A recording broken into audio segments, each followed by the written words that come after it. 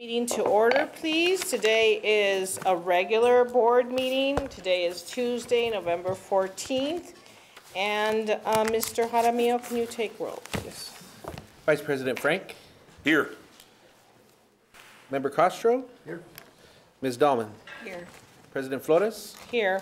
And I am here. Madam President, we have a quorum. Very good. And today we welcome the Boy Scouts of America to lead the audience in the Pledge of Allegiance. And please stand.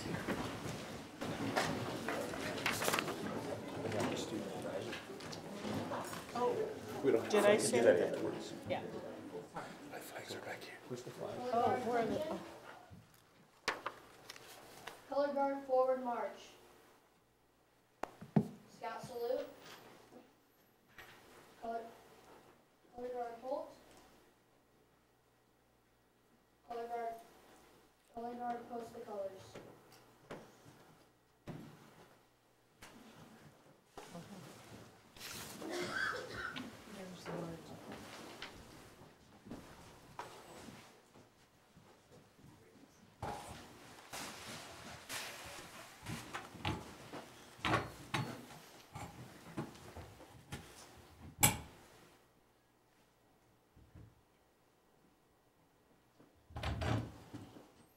Color guard, honor your colors. Will you please join me in the Pledge of Allegiance, first in English, followed in Spanish. I pledge allegiance to the flag of the United States of America and to the republic for which it stands, one nation, under God, indivisible, with liberty and justice for all.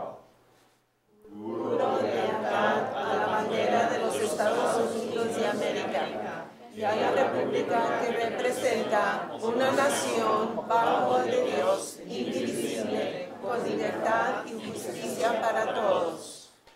2. Color guard reform.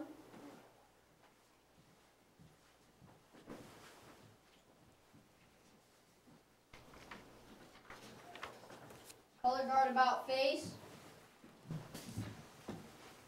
Color guard, forward march. Color guard dismiss. You may be seated.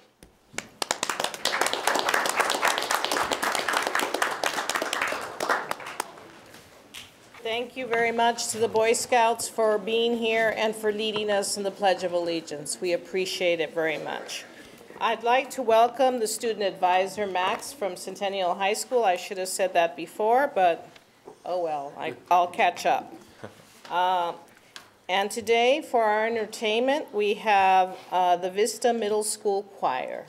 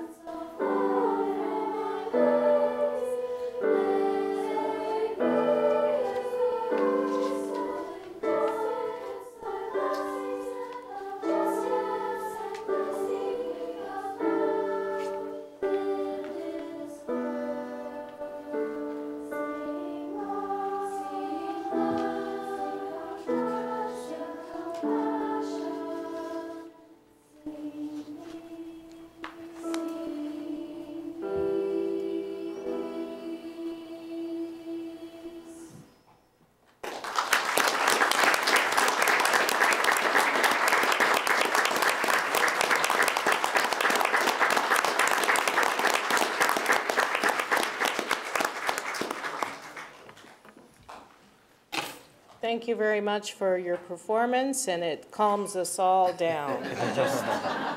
Perfectly. We will move on to the approval of minutes.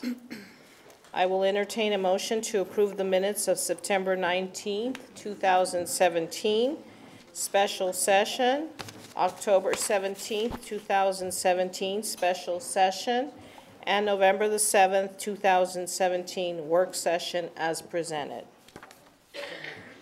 I second. Mr. Castro and Mr. Jaramillo, all in favor? Aye. Aye, so the minutes pass. I will now move on to approval of agenda. I will entertain a motion to approve the agenda. So moved. Second. Okay, we have Mr. Frank and Mr. Castro. All in favor? Aye. Aye, so the agenda has been approved. We go on to the approval of the consent agendas. I will entertain a motion to approve the consent agenda items 5C1, approval of student out-of-state travel. Item 5D1, approval of budget adjustment request. 5D2, approval of October vendor payments. And 5D3, approval of property dispositions. Mr. Castro? Second. And Ms. Dahlman, all in favor? Aye. Aye, so the consent agenda items are approved. Now the report. This is, the board met in closed executive session on November 14th, 2017, from 5:01 p.m. to 6:23 p.m. to discuss limited personnel matters as permitted under Section 10-15-1H2, specifically for the superintendent to update the board regarding the investigations of certified and classified employees by the superintendent, and to inform the board of specific employee movement as permitted under Section 10-15-1H2 of the New Mexico Open Meetings Act, to discuss communications with legal counsel regarding pending or threatened litigation as permitted under Section 10-15-1H7 of the New Mexico Open Meetings Act, specifically case number D307CV 2015-02415 in the 3rd Judicial District Court, Doña Ana County, State of New Mexico, and to discuss the purchase that exceeds $2,500 in the amount and that can only be made from one source as permitted under Section 10-15-1H6 of the New Mexico Opens Meeting Act. So now we move on to recognitions. Yes, ma'am. Madam President, members of the board, and members of our audience. First, I would like to call forward Josiah Barrera, and I think Max is not here, but Josiah, are you here with us tonight? Would you come forward for me and let me read something while... You can bring your parents up if you want, that's fine. So...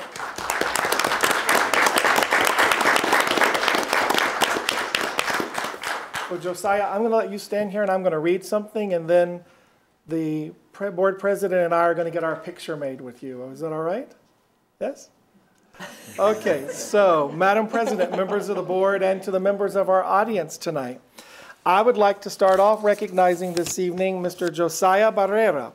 Josiah is a very special 5th grade student at Highland Elementary who saw his friend Max choking during lunchtime.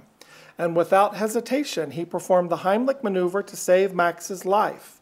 Josiah has never received any formal training to learn the Heimlich maneuver, and instead he saw it performed on an episode of Chicago Med. So Josiah, on behalf of the school district, on behalf of the Board of Education, and on behalf of my executive cabinet, we're all very proud of you, and I would like to say thank you for your heroic efforts. And I'm going to present you with a certificate of appreciation. And Josiah, just so that you know, I read this when I was in Michigan with my grandsons, and I read them the story. I held you up as an example to my grandsons that are 6 and 4. So congratulations. And so, Ms.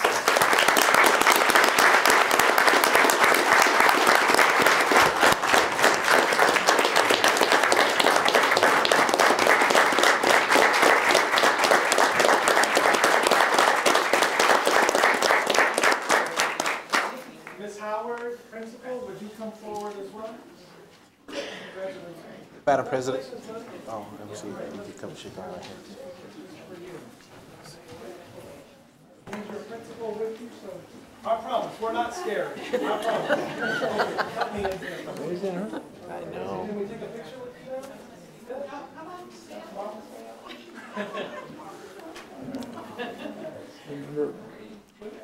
Look at this, working for Nova Cricket with this nonprofit. And this lady that we had a meet. Started choking. Madam President.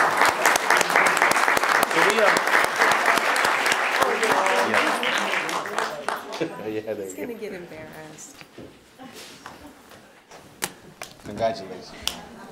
Yes, way to go. Congratulations, Jordan. Good job.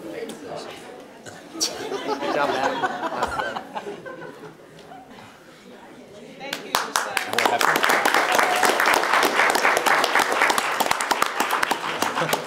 The lady started choking. I didn't know how to do it, but I finally got done.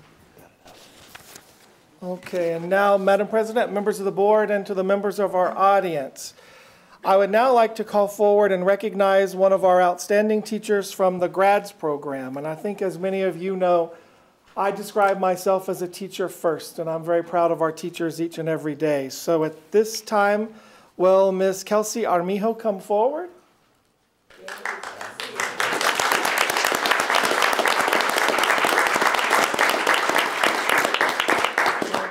Kelsey, if you'll stand and let me read some wonderful things about you.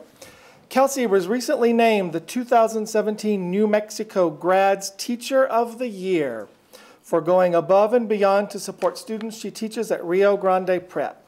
Our grads program provides support for current and expecting teen parents in our high schools. So, as you can imagine, these teachers put in a lot of extra hours to help these students be successful. Kelsey has done a wonderful job mentoring her students, working with her school support staff, and even creating a website to make things easier for her students. So, on behalf of the board, the executive cabinet, and from my own office, I would like to say congratulations. Thank you for a job well done, and we're most proud of you.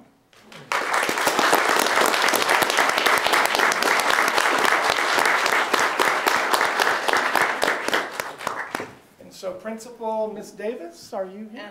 And Sally Kosnick, who has been with grads program for All right, Sally, come forward. Director of grads.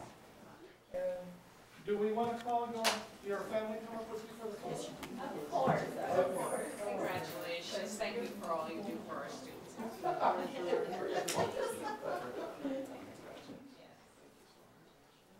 Congratulations, Principal. There you go.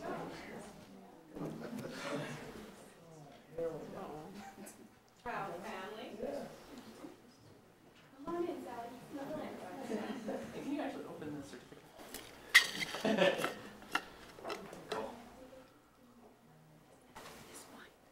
Yes. I just realized that. I have no idea. Great, thank you.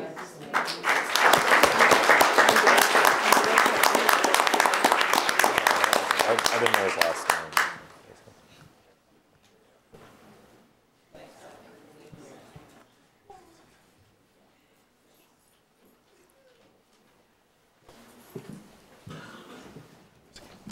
Did you have enough? Ms. Kosnick and I sit on the Teen Pregnancy Prevention Work Group, so we work on these things little by Excellent little. work. Excellent. Thank you very much. Thank you for being here. We're going to go to public input, and I think I only have one, unless someone has something else. Any more? Okay. Before we start, I would like to remind our audience in the board's procedures for handling public comment, which are found in Board Policy BEDH, and on the sign-up card. Each speaker must complete a sign-up card before speaking. Public comment is limited to 3 minutes per individual speaker. The board welcomes public input. The board does not prohibit public criticism or comment upon personnel matter. However, any person making public comments shall be solely responsible for the content of his or her comments. The board neither adopts nor assumes responsibility for any comments made by individuals during the public input section of the board meeting. I don't really need to say this for Cameron, but Cameron, welcome to the podium.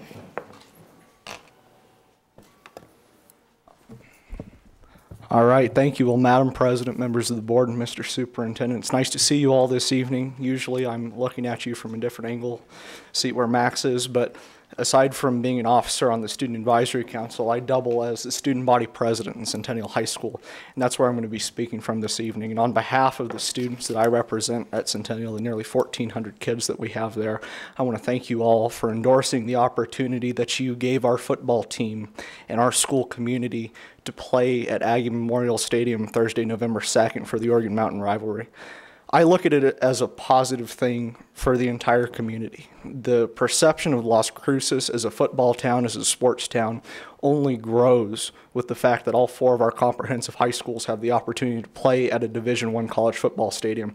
It was a great atmosphere that night. There was a lot of fun, high-spirited contention between our school and Oñate, and I thought it was good. You know, a little bit of animosity never hurts to get the spirit going for rivalry games.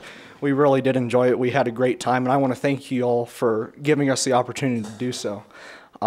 With that, I don't think anyone's trying to detract from the prestige of the Cruces-Mayfield rivalry, and I'm sure you've heard me say that before. That's something that we all respect, something that we all grew up around, and we want to see that continue, no doubt. But we do have 2 other major 6A high schools who compete on the east side of our town, and we're happy and honored that you gave us the opportunity to be included. There was a Sun News editorial that said something to the effect of equal opportunity isn't always the right thing to do when it comes to sports. I thought that was a pretty terrible angle to take on the topics. It's just not a very student-oriented or student-driven thing, and I was very disappointed to see that, not only being the student body president at Centennial, but being a native Las Crucean. I think we need to be more supportive of each other than that. So once again, thank you for the great opportunity to play at that stadium, and I look forward to working with the board and the executive cabinet in the future to look at what we're going to do for these rivalry games later on. Thank you. Okay.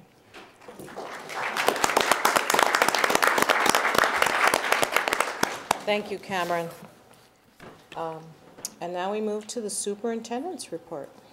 Yes, ma'am. Madam President, members of the board, I'm going to call on staff. Where's Bridget? For the first presentation, am I going to get legal counsel on the phone or the second one?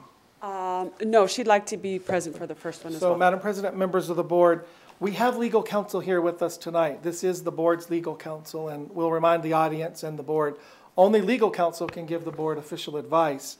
However, for the bond resolution, we have a different attorney.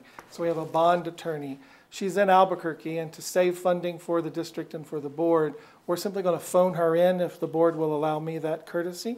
And she will remain on standby as we have our presentation. In the event the board has questions, this counsel will guide us through the bond, and then we will go back to our general counsel who's here tonight. Okay.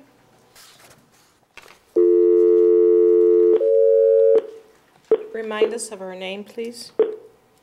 Pat Ives. This Pat Ives. Pat Ives with the Cuddy firm. Okay. And she's with the Cuddy firm in Albuquerque. Ives. Thank you.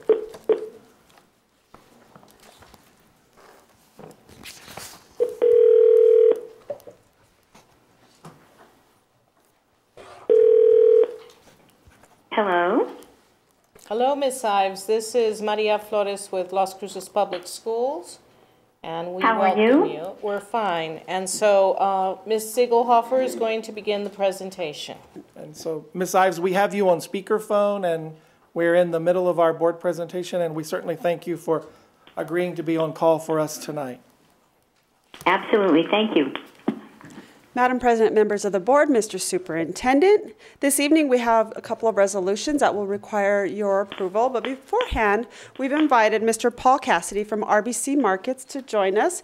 And Mr. Cassidy gives us a presentation of the bond finance for the district.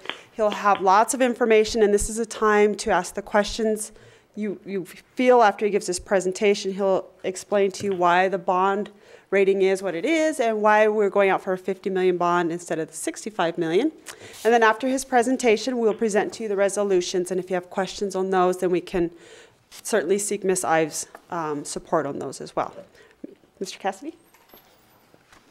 Thank you, Bridget. Madam President, members of the board, and Superintendent Ewing, good evening, and Pat Ives, good evening as well.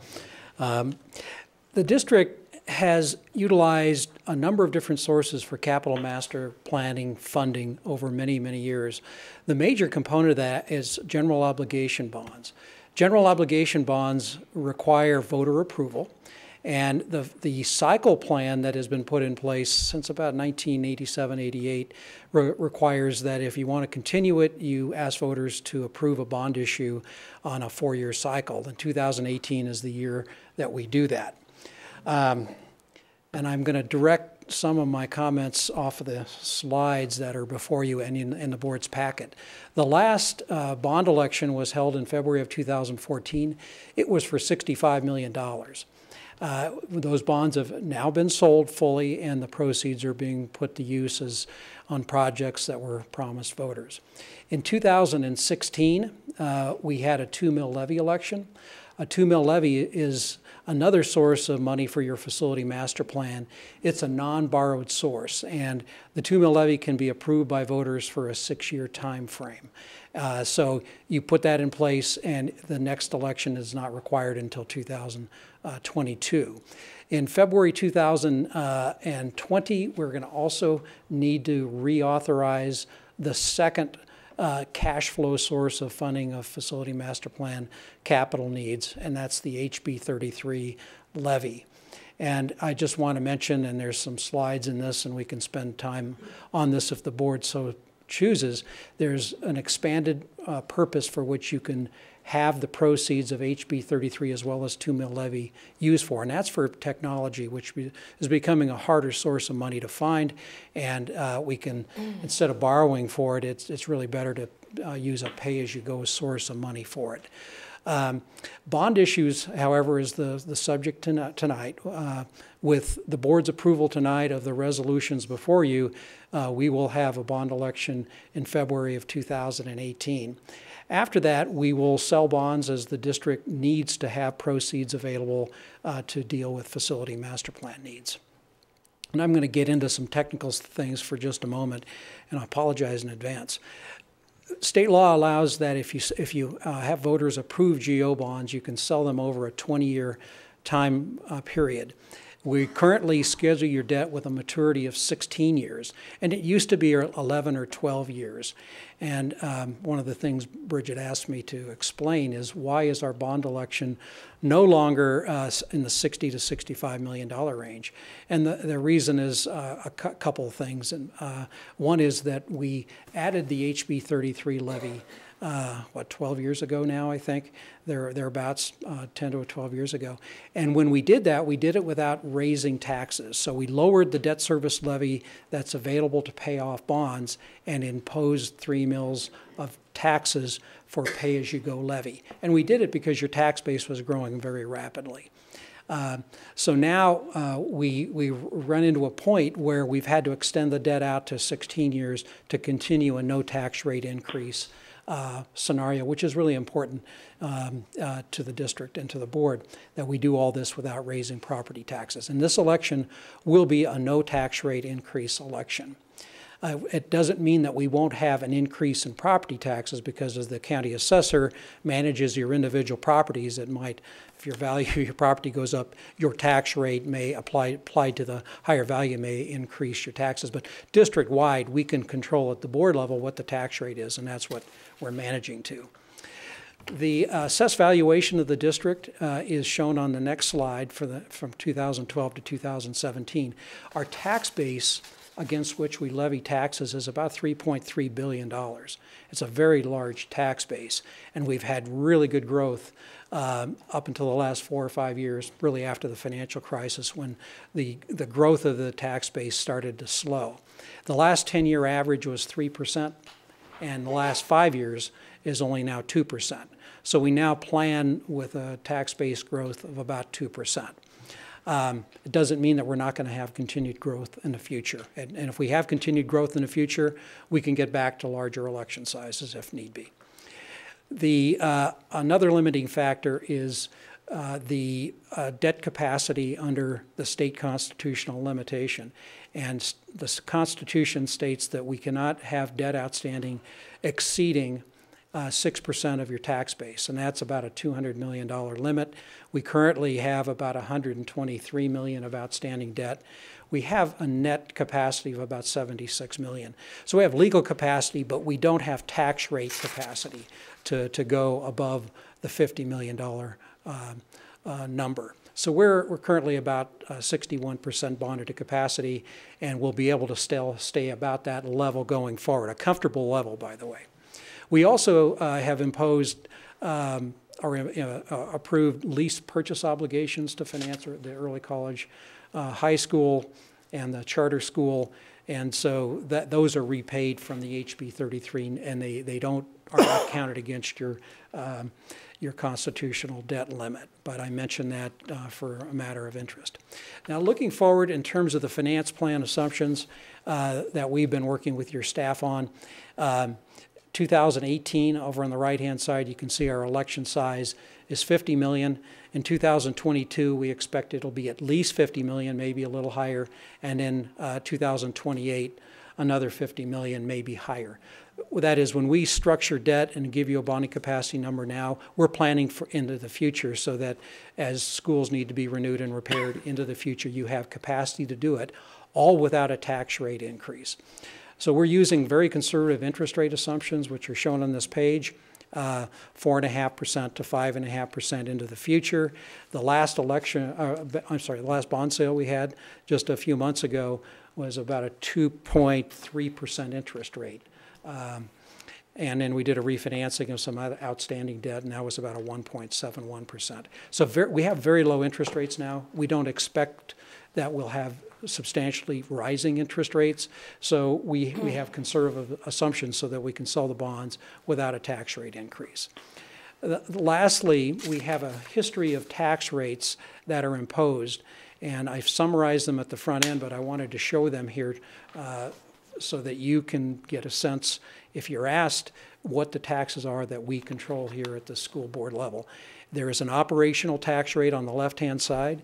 That's 50 cents per 1,000. A very minor portion of your operational funding comes from property taxes. The state of New Mexico really funds our educational program. Any revenue generated here is really taken into account when the state sends you their money. They take credit for 75% of this revenue. Then the next set of numbers is your 2 mil levy, which is at $2 per 1,000 of assessed valuation. And then your House Bill 33 is $3 per 1,000 of assessed. Your bond levy is next, which is about $4.60. When you add that together, our total tax rate is about $9.90. And the detailed numbers there. Again, we don't expect this to change. If you look at the total tax bill for a resident in Las Cruces, the tax rate total is about 28. So we're about a third of the total tax bill, if you are asked. If you're a resident of Mesilla, your tax bill is $23 per thousand, so we're about $9.90 of that. And if you're a resident of the county, subtract $9 from that. You don't have a city levy. We're here as your independent financial advisor to recommend that the bond election size be $50 million for the 2018 cycle, and be happy to answer any of the questions the board may have. Okay, board members, do we have any questions or comments for Mr. Cassidy? I don't. Okay, so thank you very much for your presentation. Thank you. Thank you, sir. Very much. I'd be happy to summarize election resolutions unless you want Pat to do that. Oh, okay, yes. So, Pat, if you want me to jump in, or would you like to summarize? Why don't you go ahead, Paul, since you're there in person? Very good. And Pat's our expert. She'll stand by, and she drafted the documents that are in front of you as your bond counsel.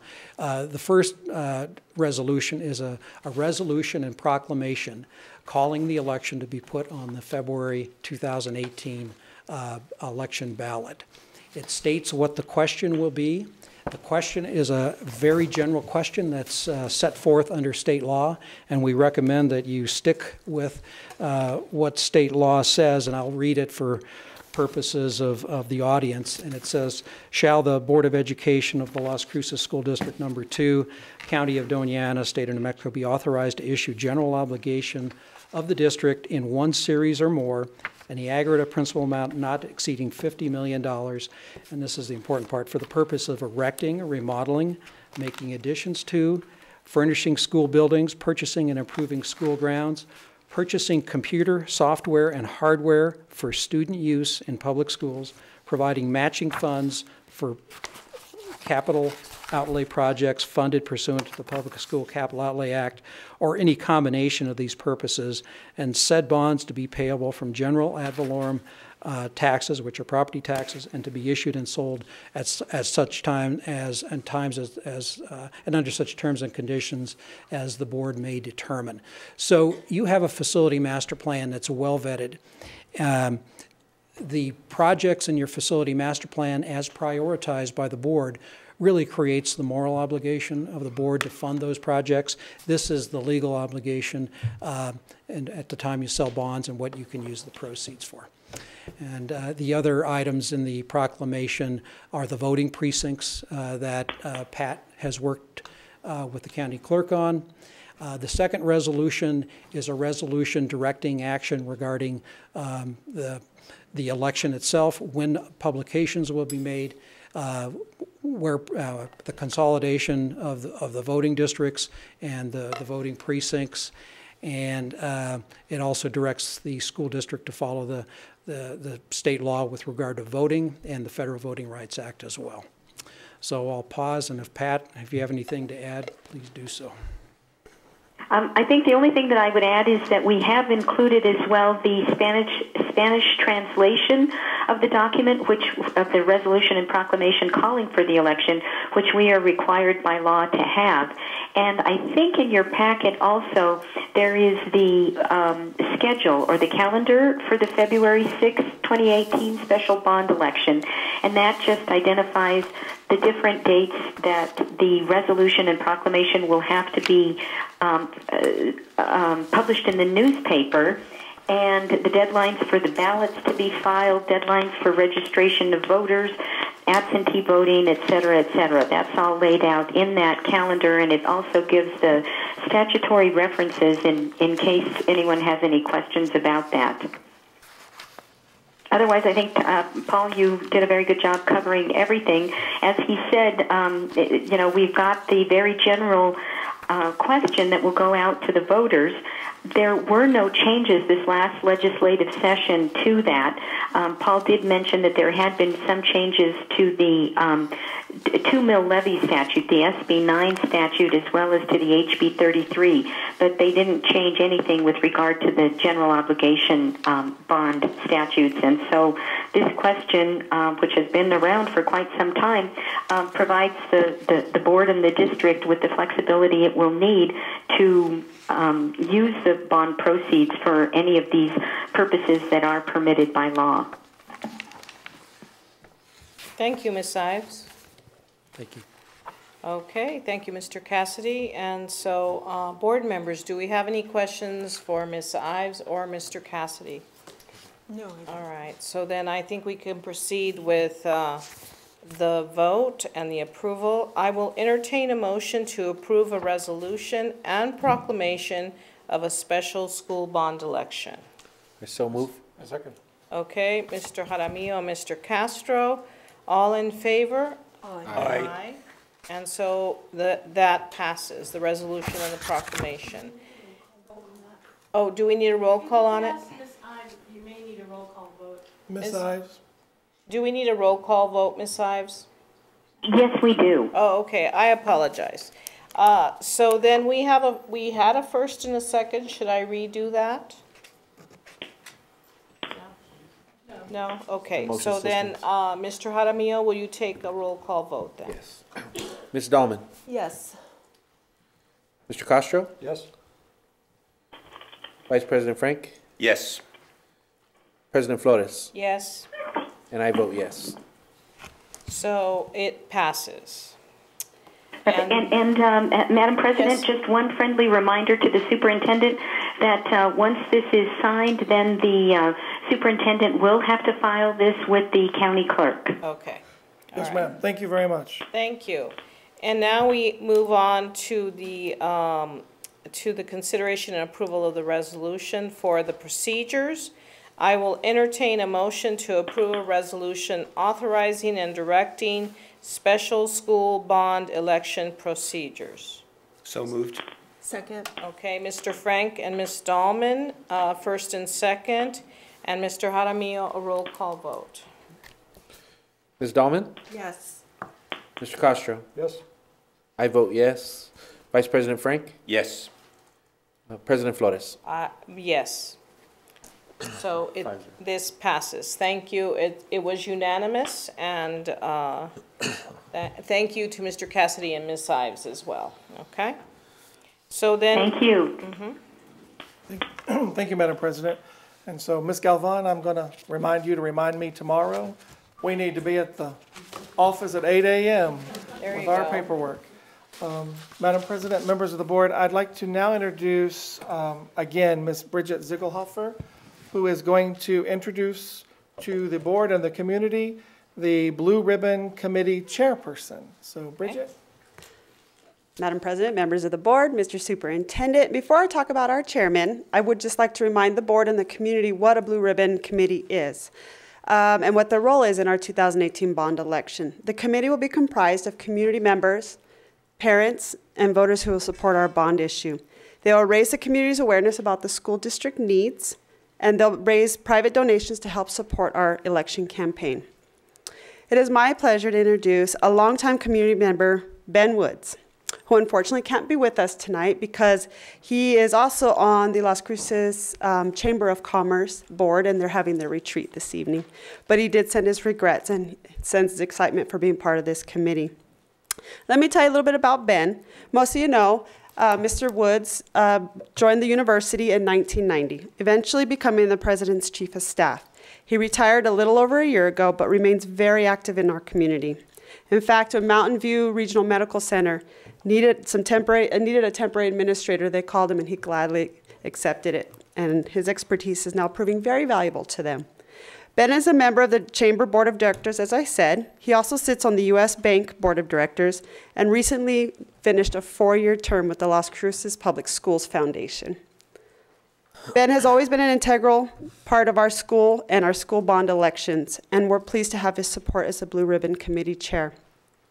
The Blue Ribbon Committee will kick off its activities at our first meeting, Thursday, November 30th at 4:30 p.m. in this boardroom. If the board or the community knows of anybody that would gladly participate and help us in our endeavor with the bond election, please let me know. Send their names and their contact information to me as soon as possible, and we'll get them invited to our first meeting.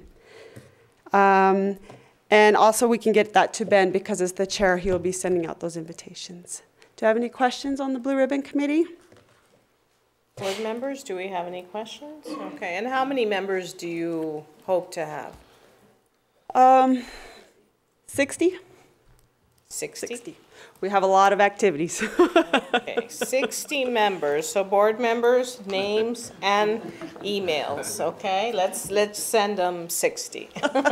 Yay. We're ready. We're eager and we're ready to get to work. All right. Thank you. Thank you, Ms. Ziegelhofer. Yes, ma'am. Madam President, members of the board, and to the members of our audience, I'm moving on to the announcement section. So first, I would like to just simply notify the board that we received an email today, or actually last night.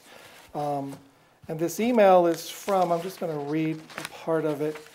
It is from the Policy Director of the Congressional Hispanic Caucus with Chairwoman Michelle Lujan Grisham, who serves as our representative from New Mexico. And so the Policy Director and Congresswoman Grisham have invited President Flores and myself to go to Washington, D.C. the week after Thanksgiving on the morning of November the 29th. And they would like to have a New Mexico school official speak on how elevated immigration enforcement efforts have negatively impacted school attendance, behavior, etc. And so I'm notifying the board formally that I will be traveling and President Flores will be traveling. They have offered some remuneration here towards those travel costs. I'll use my budget for the rest. And so to the members of our audience, I will proudly represent us and proudly represent our students and eagerly discuss, I think you know I'm not shy, what I feel that our students are enduring each and every day under the current provisions. And so,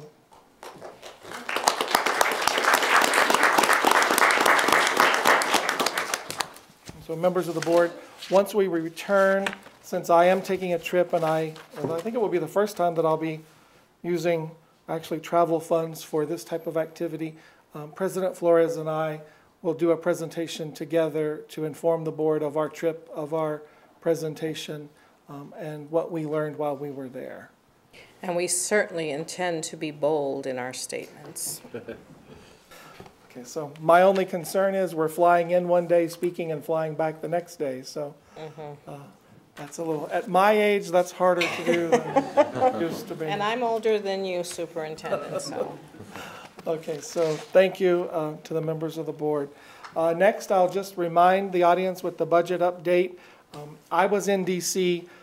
last board meeting with, I don't know if Ms. Amos is here tonight, Ms. Jennifer Amos, where she was accepting the National Blue Ribbon Award for her school, the only high school in the state of New Mexico, and we were proudly accepting that award at the U.S. Department, from representatives of the U.S. Department of Education, and with Secretary Betsy DeVos herself giving an 11-minute speech to the audience.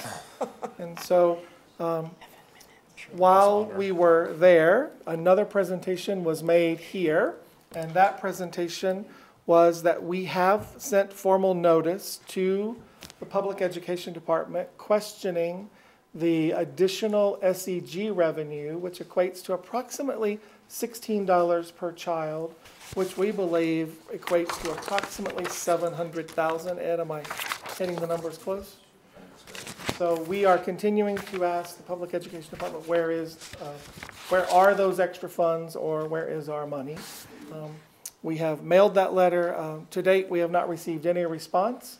If we do receive a response, we will report that back to the board. And now I'm going to turn over our program. Mr. Hartman, are you giving a presentation? Ms. Mary Sanchez, any presentation tonight? No. And President Valdespino, any presentation tonight?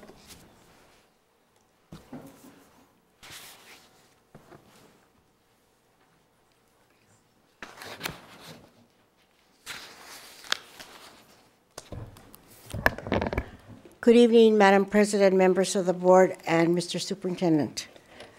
The Classified School Employees Council of Las Cruces, known as CSEC-LC, began negotiations with the district back in June of 2017. We appreciate the district giving us all the information that we require to help us with our negotiations. The team consists of Leonard Almaguer, Vice President of the Physical Plant, Miles McLeod, our Executive Vice President, Melissa Ames, Vice President of the EAs. Not present is Sandra Romero, Vice President of the Secretary Clerical. We worked very hard with the district for the last 5 months, trying to reach an agreement. Today, at negotiations, the district gave the CSEC negotiations team their last best offer.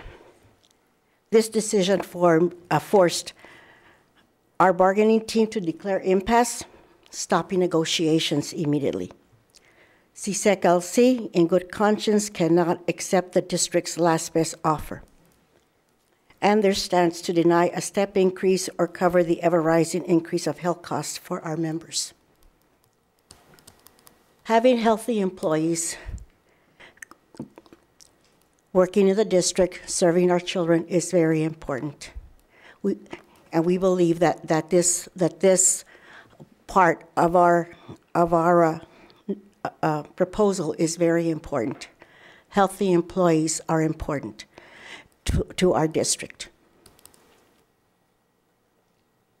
the cost we thought was reasonable for the district to incur. There are many employees classified employees who cannot pay the copay. Some of them do not even go to the doctor. They self-medicate themselves rather than going to the doctor. That is why we felt very strongly in the district incurring the cost. Increases of insurances rise steadily, while the raises of our employees remain stagnant. As a union, we stand in solidarity with the members that we represent, and we negotiate for the benefit of all, and we will fight for what is just and right. We plan to continue the fight because we believe that it is only right for our employees, for the classified employees.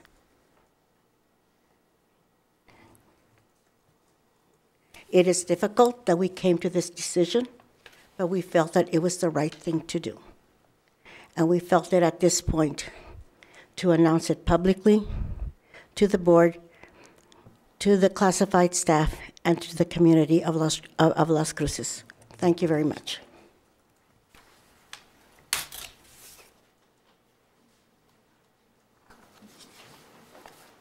Okay, Madam President, that concludes the superintendent's report.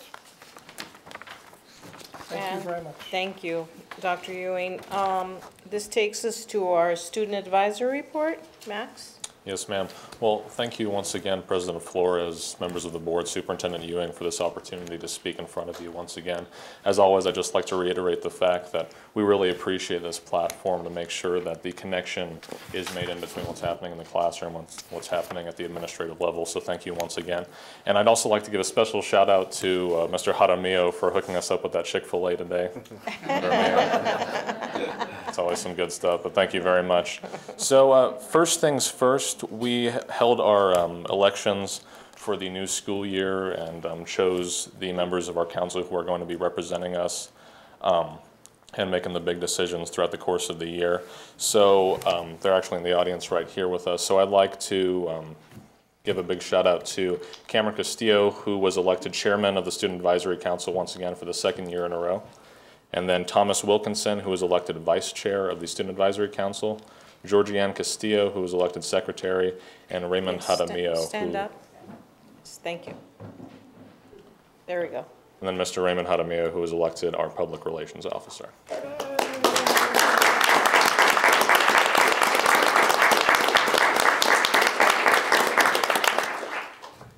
Absolutely. And these, I mean, you know, we had 15 of our 24 members show up, which is a significant increase from any of our meetings that we had last year. And I think we have a very strong base of intellectual and very passionate individuals who are really willing to make sure that some good stuff gets done this year and the following years for the kids in our district. And with that, I'd also like to just sort of go over, before I get into the more serious matters, I'd like to recognize some of the achievements and some of the particular drives that various schools are doing throughout the district. So I guess starting out, Mayfield and Centennial High School are doing a toy drive currently in partnership with the Ronald McDonald Foundation in order to collect some toys for various children throughout the country with certain needs who are financially in a bad spot. And then Las Cruces High School, they're also going to be going into the quarterfinals, I believe, and they're going to be playing Rio Rancho for football, so that's always very exciting.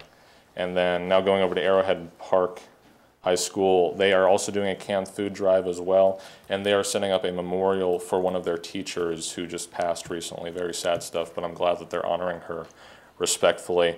And then along with Arrowhead, they also were chosen to be one of the Blue Ribbon schools, the only one in the state of New Mexico, which is a very, very impressive achievement. They have some very smart young men and women over there who I think are going to light up the world. And that's just pretty fantastic in my opinion. And they went to DC, as we discussed earlier, and got that award, so I think that's pretty cool. And then moving on to Oñate High School, they were working on a initiative to make gift baskets to give to battered women and children, and they were organizing a toy drive as well. And then the Oñate Night Regiment, their marching band team, also competed very well at Tournament of the Bands, and they got best in the state of New Mexico. And I'm not sure if it was the #1 award or if it was one of the various categories, but still they have a very impressive group over there. So congratulations to them as well. And then let's see, what else do I have here?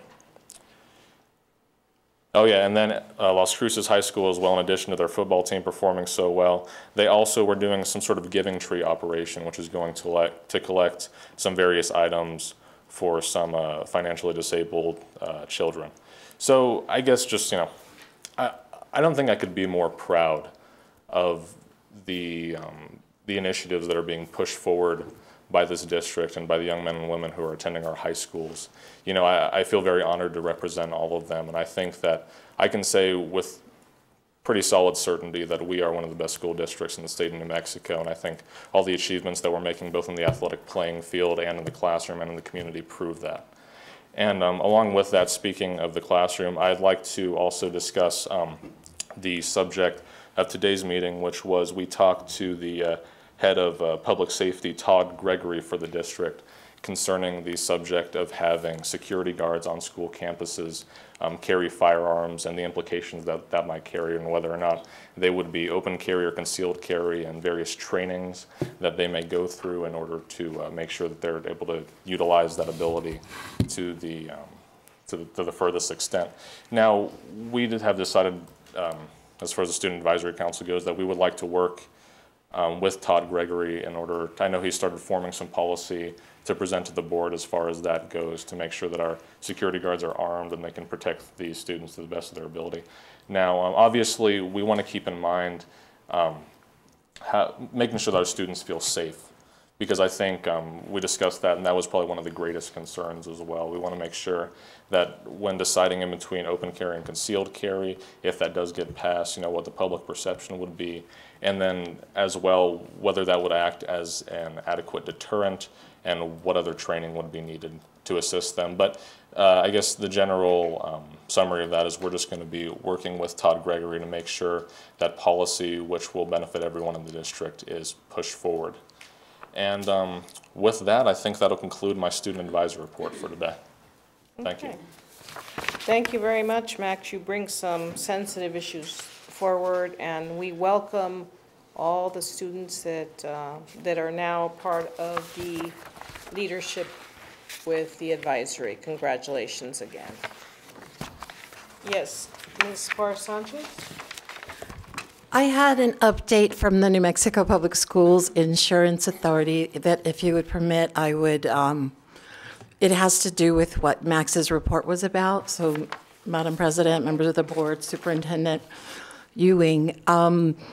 So NPSIA the attorney for NPSIA found a lot of holes in the state statute when it came to firearms and the carrying of firearms. So we have been working diligently to pass a policy. Well, we haven't passed a policy, but what we've done is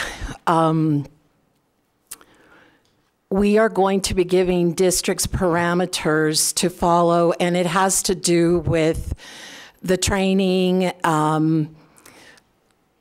who can carry, and those types of things. So I will get the what NPSIA has been working with, because of course, in order to, you know, continue to get our risk insurance, we're going to have to make sure that we meet that mark, and we're looking obviously in the best interest of students and in the employees that work here. There's also a boundary policy that I need to share with you, and I don't know how you want me to do that. It may impact. We probably need to develop a boundary policy in Las Cruces Public Schools, because I know Palms and Associates did. They looked at all of the policies in the state of New Mexico, and none of them rise to the level of the policy that we would like districts to use. So I can forward you that information. You want me to send it to you, Superintendent Ewing? You would, and then I can share with the board anything. We can't comment on this, it's not on the agenda, so Okay. go ahead and just share the information, okay? Okay, thank you. Thank you, and I apologize. So let me just explain to our students and to the audience. We have to be very careful. We can only discuss what we put on the agenda ahead of time. So she was piggybacking on his comments, which are okay, but then I'm not allowed to allow or engage the board in a conversation, because then I would be going off topic of the agenda. So, but by all means, you send to me, and I will take it from there, as I hopefully do every day. Thank you. So then this takes us on to Human Resources and Dr. Serrano.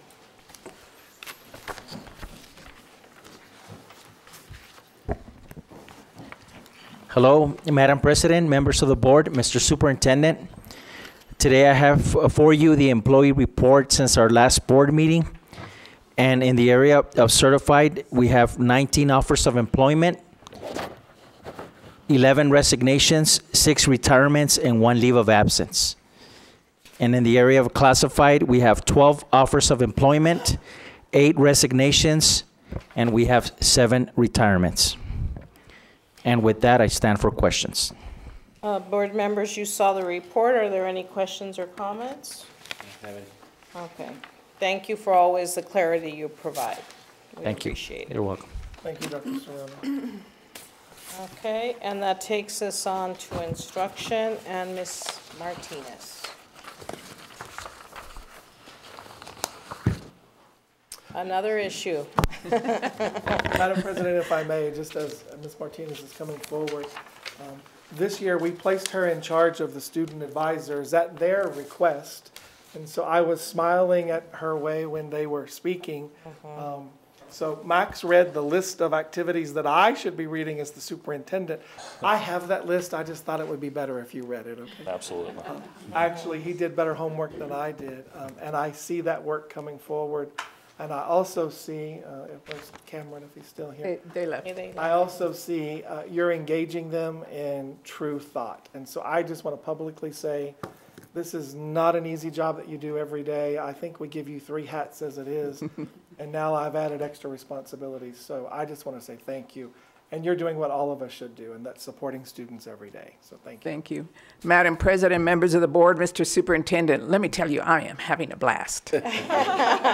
These young people are just so wonderful. And, you know, it reminds me of why I got into this profession to start off with. And I know my future is in great hands, because the debates and their thought process is just incredible.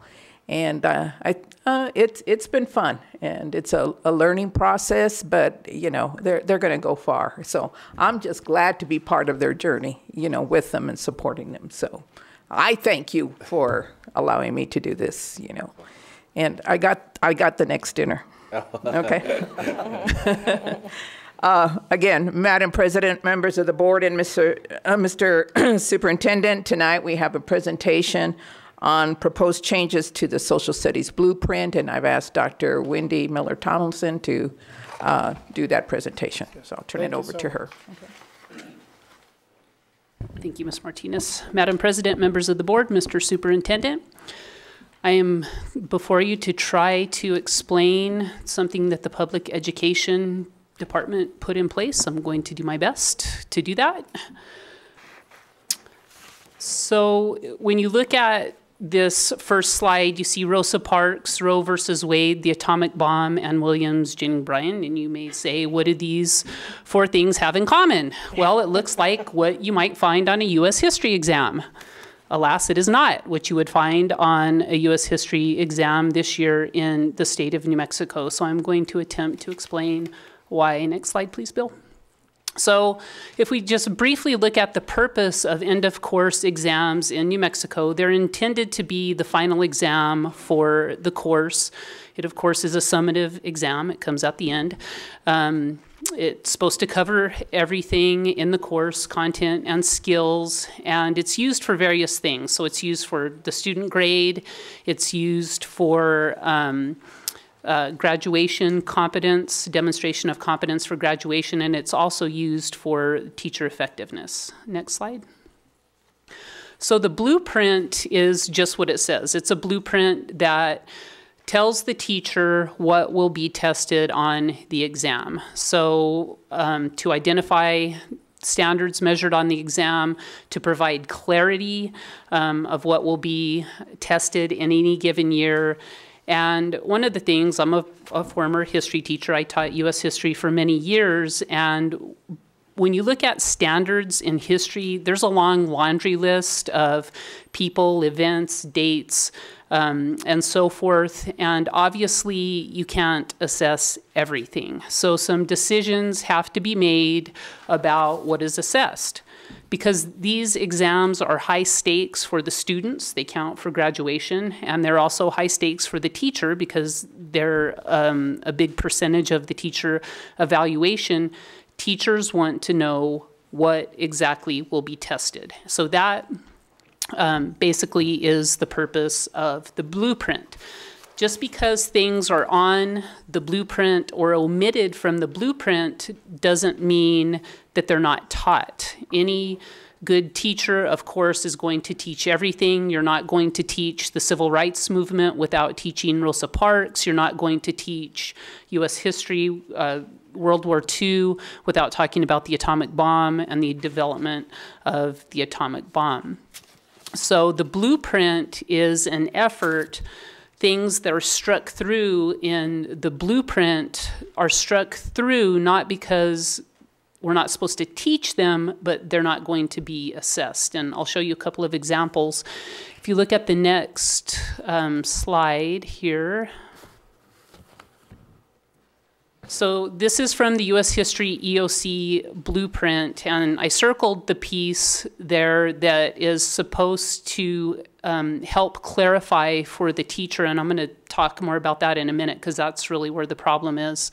So to treat all example items as IE items, which means in many places it'll say, for example, EG, and those are to be treated as IE, which means in other words.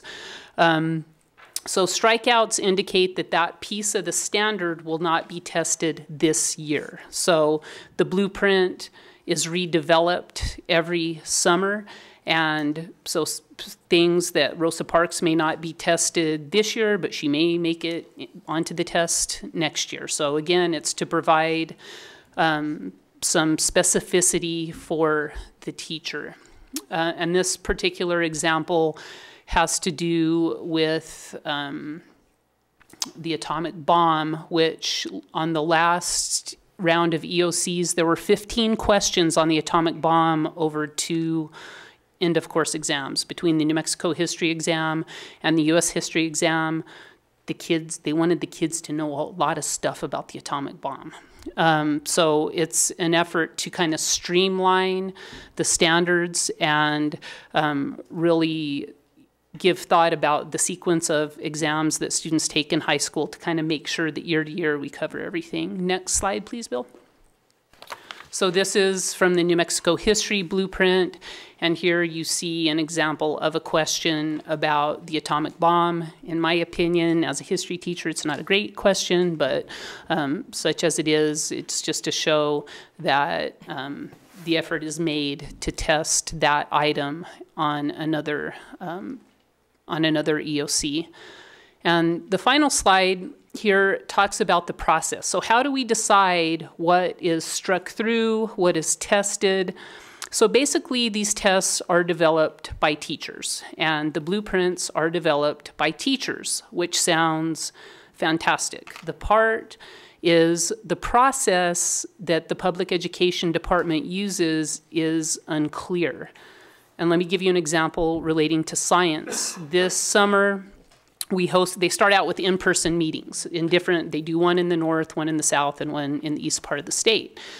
This summer, we hosted here at the Teaching and Learning Center a end-of-course blueprint development for science. They throw it out there, any teachers that want to come help us, you have to be effective or higher. So what happens is, because of the exams, many high school science teachers are rated lower than effective, which means that they're automatically disqualified from participating in the process. So they get over here, they don't have enough teachers. Okay, so we had teachers there working on instructional guides, so they said, hey, can we borrow some of your teachers to come over and help with our end-of-course blueprint development? And of course, our teachers wanted to help, so they agreed. But, right there, they kind of violated or went against their own procedure of we want teachers have to be effective or better. And that essentially isn't what happened. Many teachers that went through the process, so the next piece, they go in-person meetings, public comment period, they post online the changes, and then if everything's cool, then it's done. What happened is the first group in Las Cruces worked on the chemistry exam. Another group up north worked on the chemistry exam, and that group made changes, and that's what they went with. So our teachers that worked on it were very confused about, well, we didn't think certain standards should be tested, yet they made it on to the exam. When I called the public education department to inquire about the process, they said, well, it's a collaboration. And I don't know your definition of collaboration, but that doesn't really meet my definition of collaboration. So I think the process really needs to be clarified. It needs to be more transparent, and it needs to be open to all teachers regardless of their effectiveness rating. I don't think that serves anyone well to eliminate certain teachers from the process. So we're certainly looking for additional clarification from the public education department about the process and how they can make it more clear. And the other thing is, these strike-throughs and all these things in the blueprint is not well communicated to our teachers either. So, there's always some confusion about, well, do I teach it? If there's a line through it, what do I do? So it becomes very confusing on that end. So we do work with our teachers at the district level, but teachers in smaller districts obviously don't have that benefit. So there's no guarantee that students are getting the same standards across the state, and I think that that's a concern. So with that, I will stand for questions.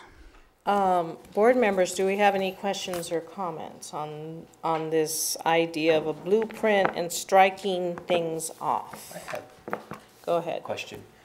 Is it reasonable to believe that material that will not be on the end of course exam will not be covered as extensively as the material that's on the exam? I think that's reasonable, as of course I mentioned it's high stakes for teachers because a big piece of the evaluation depends on these exams, and I think that of course you're still going to teach Rosa Parks. Are you going to spend an adequate amount of time on it to really highlight her importance in the civil rights movement? Probably not, because you're going to move on to other things that are tested and that the students need to have for their end of course that is going to determine whether they receive a diploma. Thank you. Ms. Dahlman? I have a question. I think my main question here is, let's find out who's making these changes. Because I mean, it's going to affect the entire state, right? We don't know for how long, but we need to find out exactly who is making these changes without any input from teachers, from administrators, from just the community in general. Okay. And board, anyone else have any questions or comments? No? Okay. Okay. Well, and the bottom line is, and thank you for your presentation. I appreciate it. I don't like these strikeouts. I think they're ridiculous, because once you cross something off a teacher's list, it's out the door, and you can't throw the atomic bomb out the door. It's too important. You can't throw these individuals, these historic individuals, as it is. We're finding out that there's all kinds of history that we don't know anything about. That's why we're doing ethnic studies, so we can recapture some of these things. So it aggravates me when I see these strikeouts, because you can't strike out these kinds of items. And I wish that we could let the PED know that it's not worthwhile. It's a futile exercise, in my opinion. Madam President, members of the board. Yes. With Dr. Wendy's help, I will be composing another one of my letters to the PED. I will publicly release that letter, and Ms. Galvan will send it to all employees in the district. So we're not afraid to ask questions. We will certainly do that. And I just find it strange in the 21st century that Rosa Parks is being removed from the teaching curriculum. It makes absolutely no sense. So we'll work on a letter. I'll share that with the board. If the board so wishes, I know we can't have a vote tonight, but I could put something on the agenda in December to ask if you want me to include in the letter that it was voted unanimously, or whatever the vote may be if the board so decides. I'm happy to bring that back in December. Mr. Castro? I'm not only against the changes, but the process itself, I think it's very faulty. I think some of the issues involved are very critical to our country, to our children need to know really what's happening. They need to make choices in the future about things like nuclear war and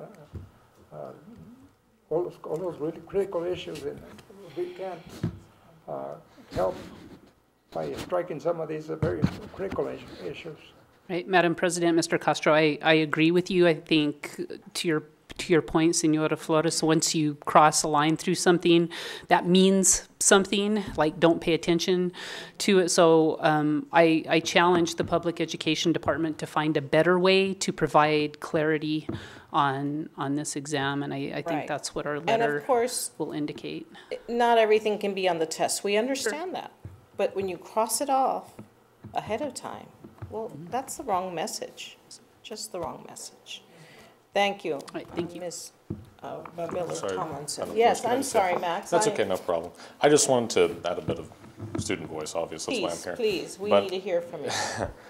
Certainly, throughout the course of my middle school career and my high school career, the disconnect between what we're taught in the classroom and what is actually in the EOC, and this holds true, obviously, on standardized tests of all sorts, but it's ridiculous. I mean, we'll cover topics that are obviously vital to the history of our nation and our state, and then when it comes down to test, first of all, technology has been an issue in the past, but that's another tale for another time.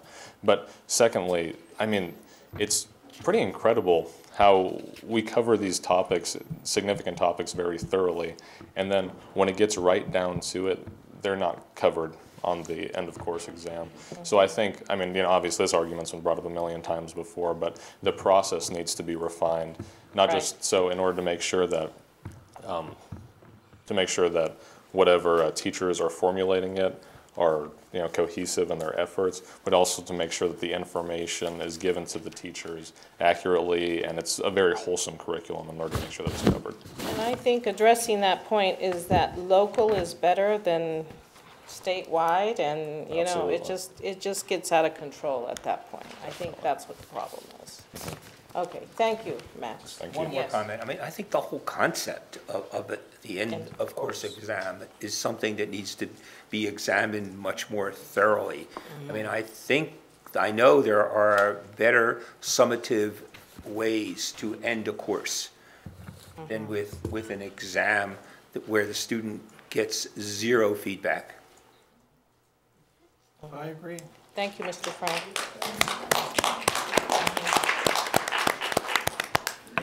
Okay, so I think we've expressed ourselves enough on that one point, and we will continue to push again.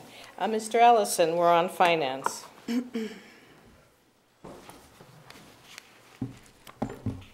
Good evening, Madam President, members of the board, Mr. Superintendent. For the first item I have this evening, I'd like to invite Ms. Zillhofer to join me. It's rare that finance gets opportunity to celebrate in student success publicly, and so we're enjoying that this evening. And so for our first item, we're putting forward for your consideration and approval a donation from Organ Mountain Outfitters in the amount of $13,000 for student meal scholarships. Wow. Excellent. That's exciting. So, and we will be happy to answer any questions at this time.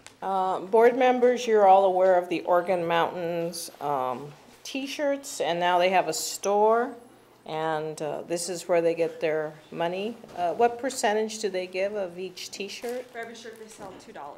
$2. Okay, so I know. 5 lunches at 5 lunches, very good. So they're not here today, Yes, right? they Oh, where are they? Oh, good. There he is, okay.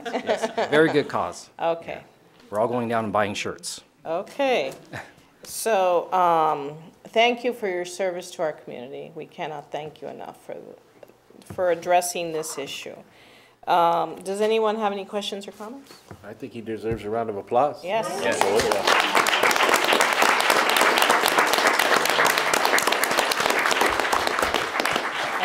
After if the board so desires to pass the resolution, then we could call forward for a picture? Yes, absolutely. Okay, so then if there are no more questions or comments, we will go ahead and entertain a motion to approve the donation for student meal scholarship by Organ Mountain Outfitters in the amount of $13,000. So moved. I second. Ms. Dahlman and Mr. Jaramillo, any other questions or comments? All in favor? Aye. Aye, so we accept your donation. Yes, thank you. Would you come forward for a picture with us? Madam President, he's yes, going to come yes. forward. Is that Did you have something to say, Ms.? I do, just briefly. I just want to say this, and I'll just show it just because it warms my heart. Buy a shirt, give a lunch, change your community.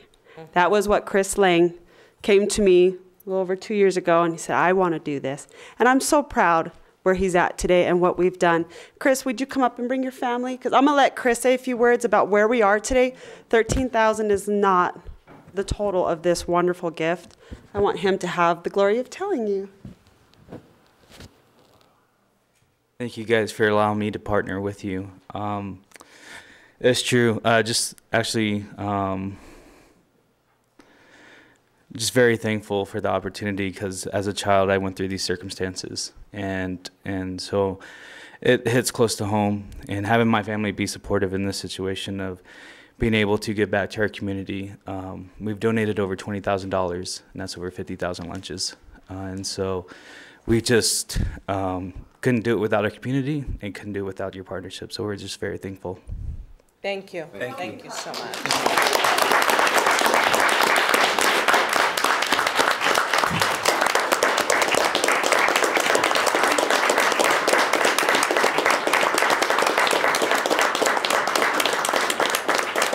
And now I'd like to invite Madam President, Mr. Superintendent, and the board, if you'd like to join us, to come down so we can give Mr. Lang a small token of our appreciation. I happen to think it's going to look lovely in the store. But it's a little plaque. It says, thank you, Organ Mountain Outfitters, for your exemplary commitment to the students of Las Cruces Public Schools. We're partners in education.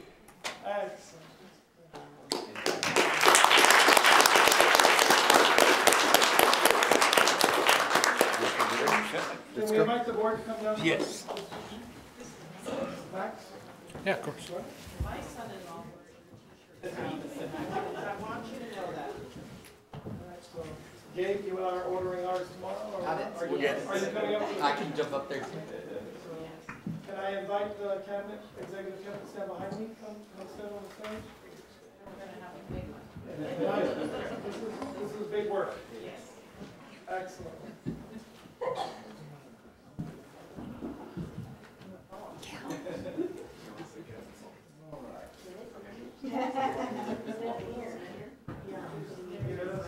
Yeah. Okay, that's good. Can everyone just sort of a little bit more? Okay. Okay. So everyone smile. That's a Christmas card right there. That's a Christmas card. Great, thank you. Thank you.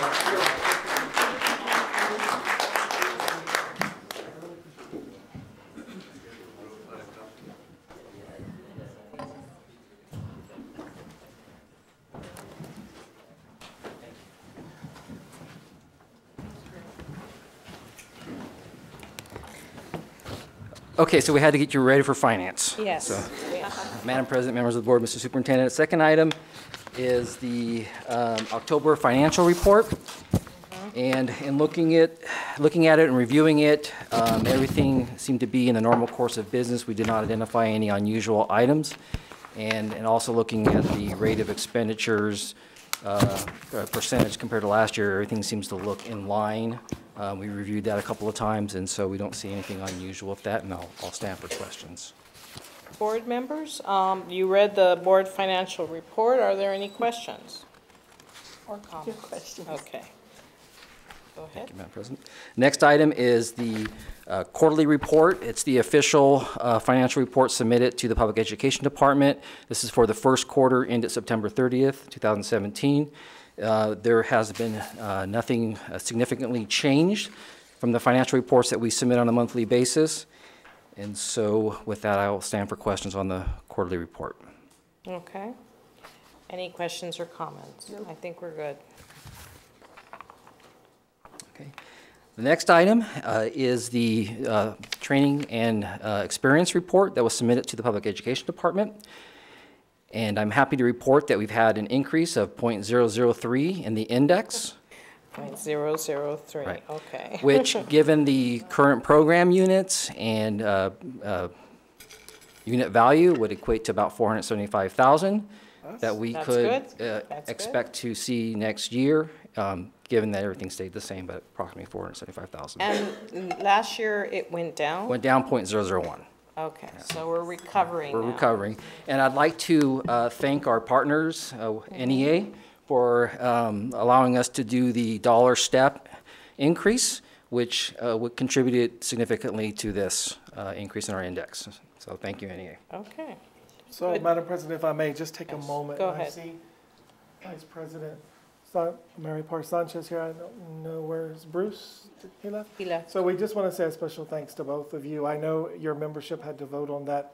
We were in the middle, and we still are in the middle of collective bargaining, but that was a huge step for you to allow us.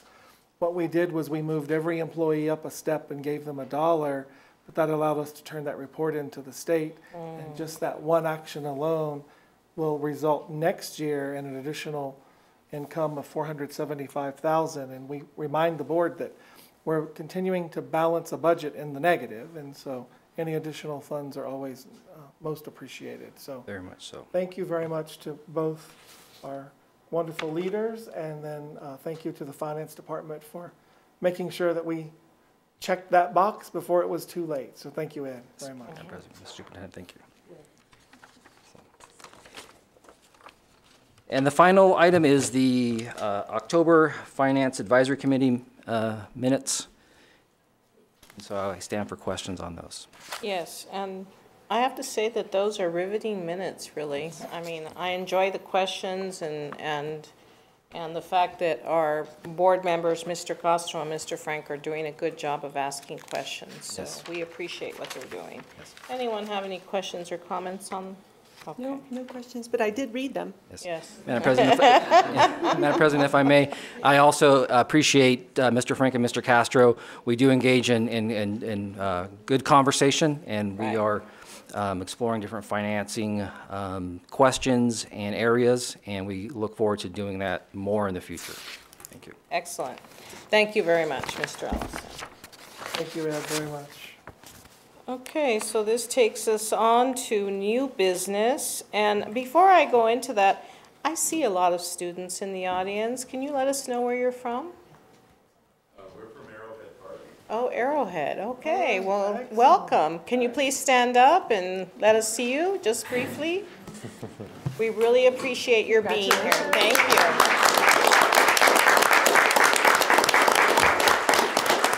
And as Ms. Dahlman reminded me, congratulations on your blue ribbon status. We're very excited for you. Thank you. I will say to the students, I didn't know you were going to be here tonight. I have one of your school T-shirts, and I would have worn it because after it goes in the dryer, I have to give it to somebody else on the cabinet. I would have worn that tonight proudly, so I will save it for the next time when you're going to be here. And I am very proud, and I have to tell you, how humbled I was to be in DC and to be with your principal and one of your teachers when they received that award. And that's because of your work and your faculty's work. So congratulations to you very, very much. Thank you. Yay. And now Ms. Gallegos, please. Madam President, members of the board, and Mr. Superintendent, I thank you for allowing me to make a few brief comments about this particular agenda item. I believe that it was the current board that did approve unanimously the last time the opportunity to sign on to the amicus brief in a similar case that at the time was before the United States Supreme Court, the GG versus Gloucester County School Board case. And the district has received a similar invitation to sign on to the amicus brief for a case now in federal district court in Florida, the Adams versus School Board of St. Johns County. It is similar to the Gloucester case in that it does involve a transgender student and the issue of which bathroom the student will be allowed to attend. I want to remind the board that the amicus brief that the district, including the board, signed on to the last time really was sought testimony on the part of various districts, administrators regarding this issue of when we depoliticize it and take care of students, that the right thing occurs. And so I know that Dr. Ewing will speak directly to the kinds of stories that were part of that amicus brief, but what the attorneys who are going to be preparing the amicus brief are envisioning in this case is a similar type of amicus. In terms of the board and board policy, of course, board policy in Las Cruces Public Schools does embrace the concepts of prohibits discrimination based on gender, and its concepts are certainly consistent with the principles in this amicus brief. So I want to invite Dr. Ewing to say a few words, and then I stand for questions. So, Madam President, members of the board, I think the first thing I can say, seeing these students here, if you go into high schools today, they're very different than when those of us my age and older and younger were in school, and students don't tend to have issues with these. These are the adults who are having issues. And so when we look at this to me is a simple issue. It's an issue of a child wanting to use the restroom and wanting to go in the restroom in which he or she feels comfortable. And so I'm perfectly comfortable and accepting of signing on to this brief myself, but I wanted to have the board to have an opportunity to do so also. There are many different avenues that administrators can take in schools when they do this. We've looked at this issue here within the district. We give wide latitude to principals here. We have gender-neutral restrooms. We always think of the safety and security of all students at all times. And I think this student is just simply asking to be treated like anyone else.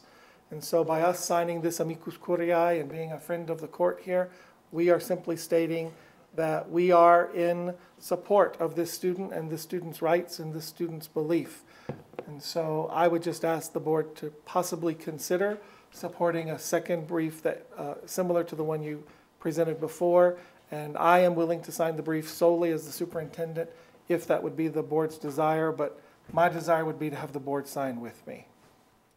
Okay, board members, do we have any questions or comments to Elena or to Dr. Ewing on this? No questions, just support. I totally support this initiative. Okay.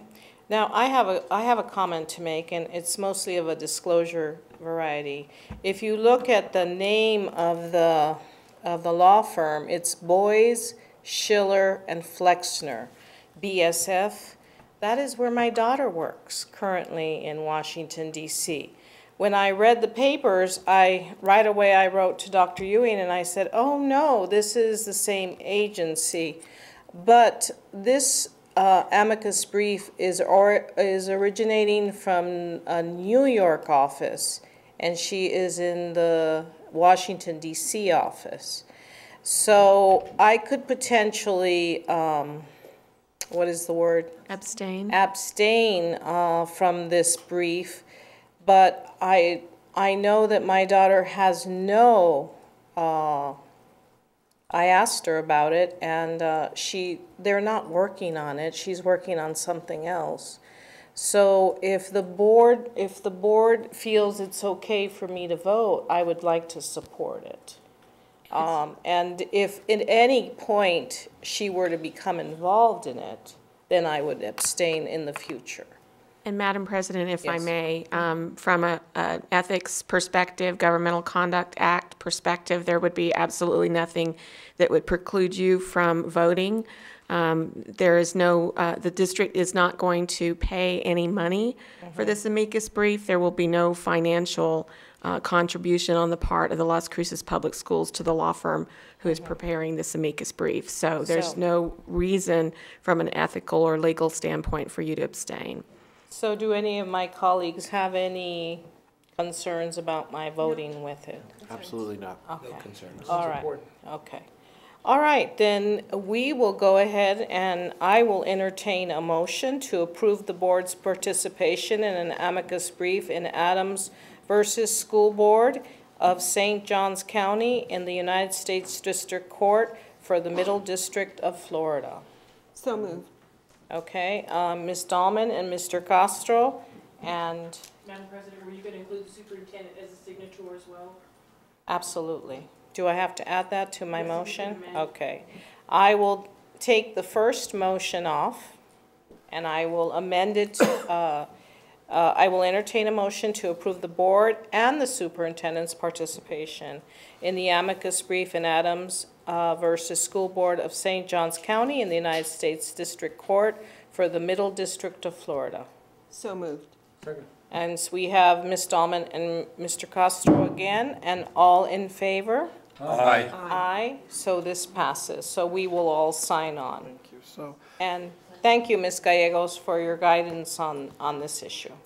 Madam President, if I may, I'm just going to briefly direct staff. Tina, are you back there? So we're going to go ahead and email the attorney who is working on this case. It's a time-sensitive issue. Right. To let the attorney know that we have approved tonight, 5-0, and that you will be scanning and sending documents tomorrow. So, thank you. Okay. Thank you. And now we're on to old business and Mr. Hawkes. Not that evening. Mr. Hawkes is old. I'm good with that. Good evening, Madam President, members of the board, Mr. Superintendent. I was kind of sad because I didn't have anything under operations, but I knew I'd be speaking today. So, good evening. My first item that I have to share with you is just the second reading of policy ECF, Energy and Water Conservation. And if I may point out on page 2, we have added under position A5, we did add to include the use of solar power as recommended. And with that, I stand for any questions or comments. Again, this is second reading. Okay, so it will come up at our next board meeting for final approval. Are there any questions or concerns? Let's run it by the community. The community is, maybe send it to a couple of agencies or something, Okay. energy agencies, just for Sure, yes, ma'am. another look, just before we vote on it. That sounds great. And you know what? I would like to maybe send it to our students as well. Have them Yes, take a we look at need that. to do So- that. Max, can you all review this before the December meeting? Oh, absolutely. Okay, it's called Energy and Water Conservation. Definitely. Yeah, I'll Yeah. find a way to get a copy of it. Okay, we'll give you No, ours. there's one right there. Okay, thank you on that. And then for number 2. Madam President, members of the board, Mr. Superintendent, my next item, I'm going to ask Bridget to join me again, who's been up quite a bit tonight. So we're coming before you this afternoon just to do a final review of our proposed or recommended bond project list, and stand for any questions or comments to that list. Okay, and this is the bond list here. You've all reviewed it, you've all checked it, you've all, we're not going to vote on it, but are there any questions or comments on it? Now, I do have one comment, and I'll give my colleagues a chance to speak. The HVAC system could potentially have a clean energy solution to it. I'm just letting you know that. And I want that to be visited when it is, I saw Mr. Manning here, yes, there he is, to have a possible clean energy solution for an HVAC system at Lynn, to look at it. And then the lights, now I asked my husband on the baseball field, he said solar lights didn't work as well for sports. But anytime we use, if there's any parking lights, I'm not sure if there are, those can then be also an energy efficient solution there. So there are opportunities to start using clean energy on these issues. And that was my only comment on that. Board members, are there any concerns or questions? Nope. Madam President, if I may, members of the board, Mr. Superintendent, so we will, our goal is moving forward with this. So once we rally our community behind this and get excited and pass this in the winter, I guess, or in February, we hope to have a committee. So when we bring projects together, that we actually take a look and we have conversations about projects moving forward, because for such things as that, and getting public input on things. So we absolutely noted that, and we will move forward with that comment. Okay, Thank so you. this will become public now, and it will go out to the community. Did you have a question? I just have a quick question or comment. I know there's $50 million, over $200 million in request. I just want to make sure that we save some of those things that made the list that maybe or didn't get on the list. I think they're obviously still important, and so in some form or fashion that we revisit those things at an appropriate time, that they just don't get tossed away and then we have to reinvent the wheel again to come up with it, because obviously they're there for a reason. So I would just like to somehow save them somehow to kind of revisit when we do this once again. Big binder. Yeah, a big binder, yes. Madam President, Mr. Jaramillo, if I may. So we actually are looking at other solutions as well. So kind of looking at the big picture from the operations standpoint, we're bringing together our team to look if there's parking lots, for example, were a good one, or some possibly shade structures. If there's a different way for us to creatively finance that, or work together to find some opportunities for us to do things. So absolutely we'll do. And people have worked hard to put those together for us, so those are absolutely priorities for us in our district. And Dr. Ewing, you had mentioned the request by some of our sports fans. Oh, yes, ma'am. Do you want to address that? Sure. So I think these are former employees who have requested that we look at some plaques and trophies and some upgrades over at the Field of Dreams. That was not going to be a significant cost. I think we've estimated that to be approximately $25,000. When we looked at that, instead of using bond money and paying interest on those, we looked at our own budget. And so I think Ed can help me out, but from House Bill 33, Senate Bill 9, we're looking at, for this current fiscal year, if we could use $12,500, and then July 1, this next fiscal year begins, use another $12,500, and I think before school starts, we could have this corrected at the request of our community members. And then going forward, Mr. Viramontes, I don't know, is there any back there? Mr. Viramontes will just include in his budget to ensure the upkeep.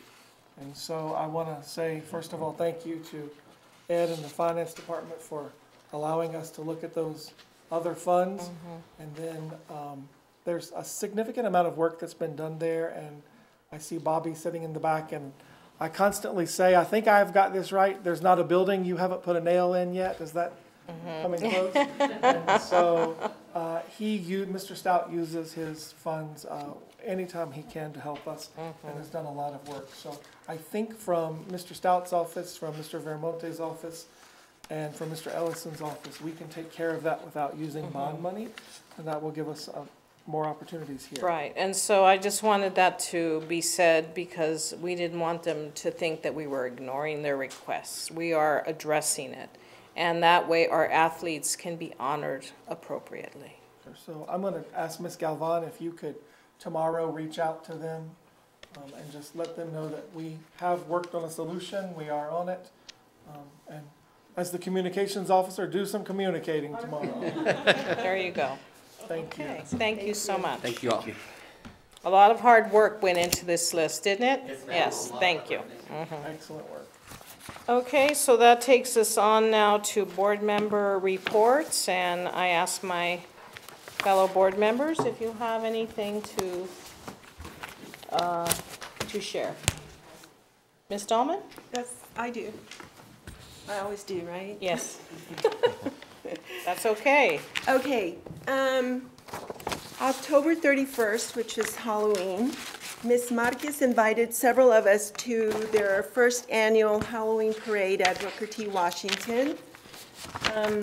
It was great to feel and see such energy and excitement from our students. Ms. Marquez even entertained the audience by dancing on stage. I know I never could do that. Later that day, I visited Ms. Solis at Valley View Elementary. She is always willing to take me on a school tour and show off students and teachers' accomplishments. Students surround and embrace her like chicks to a mother hen. They were celebrating Pajama Day, and all students and staff were wearing PJs. I wish I had known. I always marvel at Ms. Solis's management of any school. And then on a more serious note, on October 19th, I had the opportunity to attend the screening of Backpack Full of Cash, sponsored by NMSU. It was the opening day of their education symposium.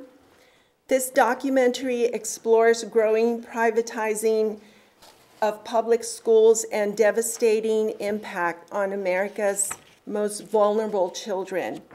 This is a national movement to dismantle public education by starving our schools of resources and undermining our country's commitment to education, to educating all children regardless of economic status, ethnicity, diversity, gender, etc.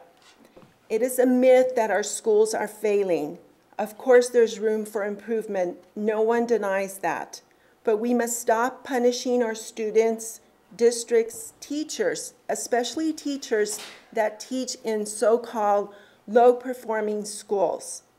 As an elected official, public servant, retired educator, and last but certainly not least, a grandmother of a first grader, I will continue to push back on these misleading myths and support public education as our national and state constitution calls for.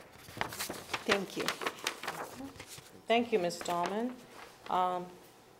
Well, the highlight of my month was riding in the back of a Mercedes convertible on, I don't remember the date, it was Mr. Viramonte's father-in-law's convertible, and riding through the Jornada Elementary School community with Mr. Jaramillo. There you go. Pretty exciting. This is how they spend their time. I know it was for a good reason, Mr. Frank. So, Madam President, Yes. so it has been a busy several weeks or so, and that was one of the things I wanted to mention, that it was an honor to sit next to Mr. Frank, and that we are still here today. Yes. Because we've only seen Mr. Villamontes walk around. I've never seen him drive, so it was a little scary to get into the convertible. And so I did take my badge and I wrapped it around his neck, so if I went out, he was going to go out with me. But it was in honor of the Red Ribbon Week and kickoff at Jornada Elementary School. All the children went outside. We went through the neighborhood and then back to the school, and they had some activities there at the school. So it was really neat to be there and be invited to be there. So. Yesterday, I believe, or day before, or yeah, I guess it was yesterday, I attended the restorative justice along with Mr. Frank as well. And so I just want to say that team is doing something that's just really amazing. And they're not just trying to do something that is today or tomorrow. This is a change of culture. This is a change of thinking. And you would think that it would take, you know, it's going to take, and it is going to take a long time, but what they've done in a short period of time and the topics that's coming out of this meeting, it's just, and especially as an early childhood background, this is what's good for children. And so I commend not only Mr. Armijo, but all the people that are in the room and the people that are working on this. And so I'm excited to be on the team. It's an honor to be on that committee. I also, along with Ms. Dahlman, we attended the ECED Kids Count Conference, and so we spent the day together and learning about the importance of early childhood education, which obviously is dear to my heart. We also got to sit down at a table with Teacher of the Year there and had some great pictures. So there were some great conversations that came out of it, some great questions, and I look forward to continuing that conversation with Engage New Mexico and the partnership and things like that. And one of the coolest things that I got to do actually in my life happened as I was asked to be the keynote for the Mayor's Top Teen Awards. Oh, very exciting. And so I was very, very excited and honored to give that keynote to a special group of children here in our community. It was my second time giving that, but it was just special to be able to be up there, and I used some early childhood books and talked about some messages that I was able to give using the giving tree and colors and just the success in life. And so I would love to one of these days share some of those thoughts with you guys as well. So and I just want to wish Las Cruces High School the best on Friday night. I believe they're going to be playing Rio Rancho yes. on Friday night, so I would encourage the community to show up and support them. But there's also some other teams that just didn't quite make it all the way up, and so but they did a very, very good job, whether it be in football or volleyball or other sports. And so I know that there's too many to name because there's so many out there that are doing really well. So I just want to say that I follow you, and it's nice and it's proud, and I'm proud. And so thank you for not only putting it in the classroom, but off the field, and even your remarks on what's happening in the community just makes that success even more. And so that concludes my report.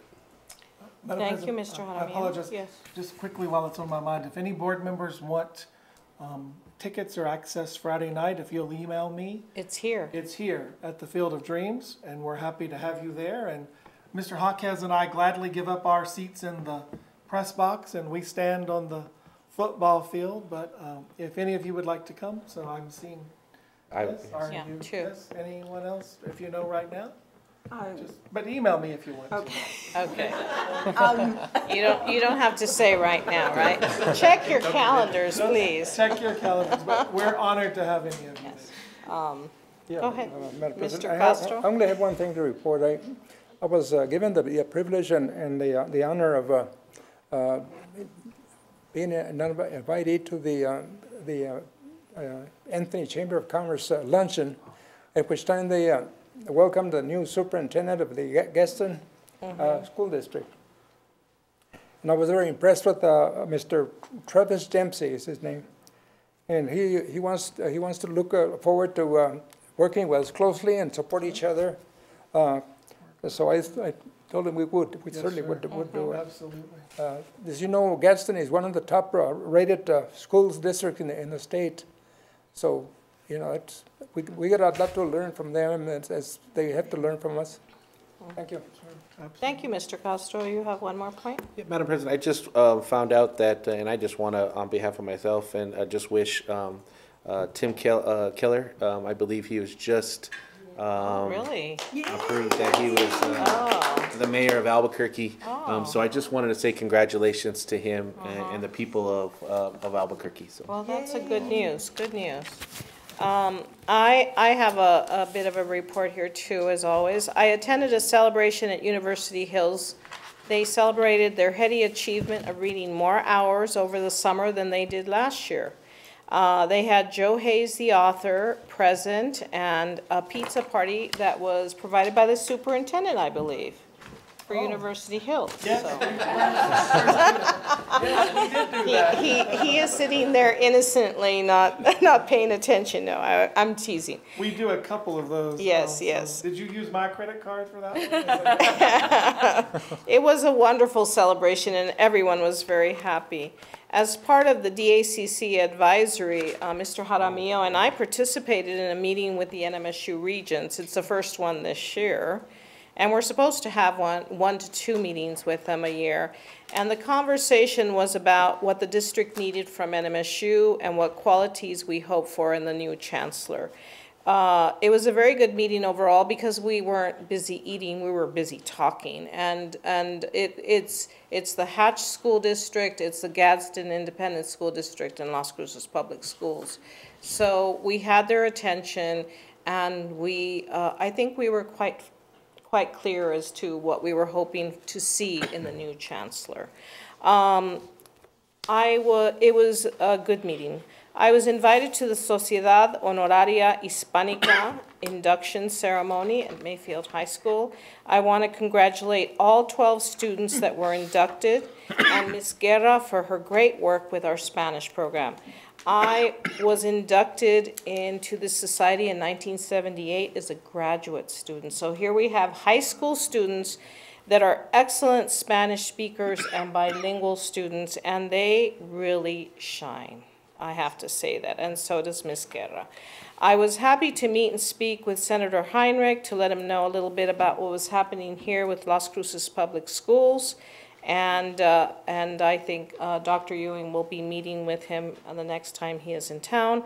I was also honored to sit on a panel in El Paso, put together, are you okay? Okay. Put together by the Wise Latina International, focusing on strength, power, and influence through politics. Now, this organization was created after Sonia Sotomayor spoke, I think it was in the Bay Area, and they asked her what made her qualified to be on the Supreme Court, and she said, well, I bring the Wise Latina perspective, thank you. And they criticized her for that. So this organization came together because of her comments, and we celebrate the Wise Latina. It was a wonderful sharing by elected officials, all of us were women, and how we got to where we are and how we serve. They have a tremendous gender studies program at UTEP. I thought these women were empowered, they were passionate, they cared deeply about all women. It's not just the Latinas, all women. And they were powerful. They were absolutely powerful. And I represented Las Cruces in New Mexico. I was the only one, and it was a wonderful learning experience for me. So I was very happy to be there. I remind board members that we have the joint work session with the city on Thursday, and we're going to forgive Mr. Frank because he's going to represent the city of Las Cruces at Orlando, Florida in tennis. So he leaves tomorrow. So we'll forgive him for not being there, okay? And good luck. Thank you. And then we wish all our staff and our families, our students, everyone, a very happy Thanksgiving. We hope to meet in Albuquerque for our next convention, and I think that's it, and I will entertain a motion to adjourn. Mr. Castro and Ms. Dahlman, all in favor? Aye. Aye. Good night, thank you. There we go, we're done.